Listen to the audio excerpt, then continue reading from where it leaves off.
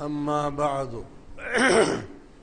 فأعوذ بالله من الشيطان الرجيم بسم الله الرحمن الرحيم محمد رسول الله والذين معه أشداء على الكفار رحماء بينهم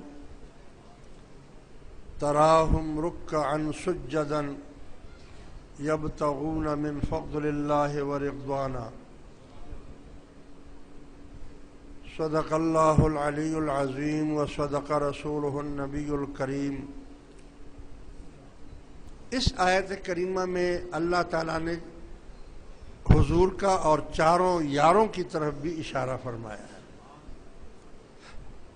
یہ تو آپ نے اعلان کر دیا اللہ تعالیٰ نے کہ آپ اللہ کے رسول ہیں، مگر اس کے ساتھ بالترتیب چار یاروں کا بھی ذکر فرما دیا۔ والذین معہ، ان کے ساتھ والے، ساتھ والوں سے مراد حضرت سیدنا ابو بکر صدیق رضی اللہ تعالی عنہ ہیں کہ جو بچپن سے لے کر جوانی تک آپ کے ساتھ رہے، جوانی سے لے کر نبوت تک آپ کے ساتھ رہے،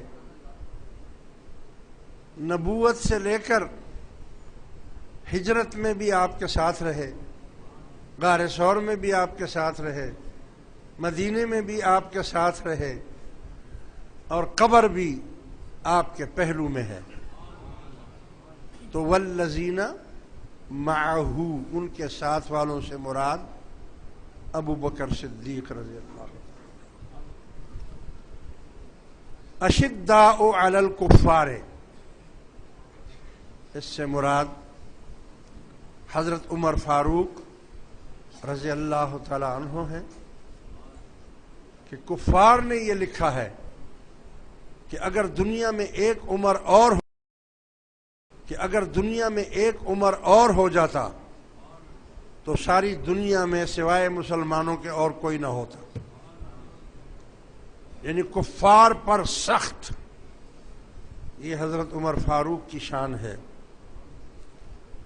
رحماء بینہم، رحما رحم کرنے والے، آپس میں محبت کرنے والے، اس سے مراد حضرت عثمان غنی ہیں کہ آپ اتنے رحیم اور کریم تھے کہ آپ نے کبھی کسی غریب کو نہیں چھوڑا، اس کی مدد کی، آپ نے حضور سے محبت کی، آپ نے حضور کے لیے اپنا سارا مال قربان کر دیا۔ آپ اتنے رحیم اور کریم تھے، آپ کو اللہ تبارک و تعالی نے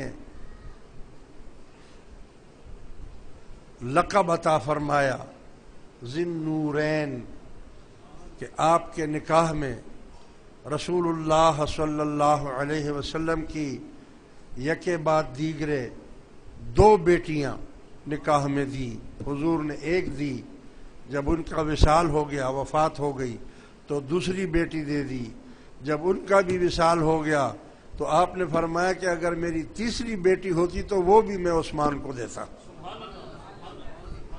اس لیے آپ کو ذی النورین کہتے ہیں۔ تو رحماء بینہم سے یہ مراد ہے۔ اور تراہم رکعا سجدا، ان کے چہروں سے رکوع اور سجود کے آثار نمودار ہوتے ہیں۔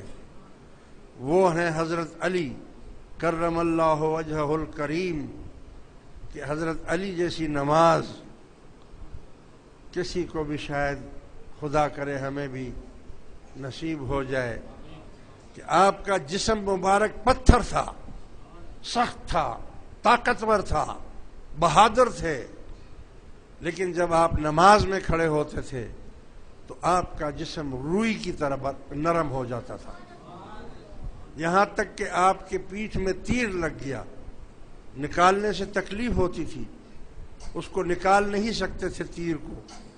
آپ نے فرمایا ابھی چھوڑ دو، جب میں نماز پڑھنے لگوں تو پھر نکالنا۔ جب آپ نماز میں مشغول ہو گئے تو اتنے مشغول ہو گئے اللہ کی توحید میں، اتنے نماز میں چلے گئے، آپ کا جسم اتنا نرم ہو گیا جیسے روئی ہوتی ہے، لوگوں نے تیر کو ایسے کھینچا تو نکال لیا، اور جب نماز سے فارغ ہوئے تو ان سے کہا کہ وہ تیر تو ہم نے نکال دیا، فرمایا مجھے نہیں معلوم، مجھے نہیں معلوم، یعنی مجھے پتہ ہی نہیں چلا کہ کب آپ لوگوں نے یہ تیر نکالا ہے۔ تو تراہم رکعا سجدا، اس سے مراد حضرت علی کرم اللہ وجہہ الکریم ہے۔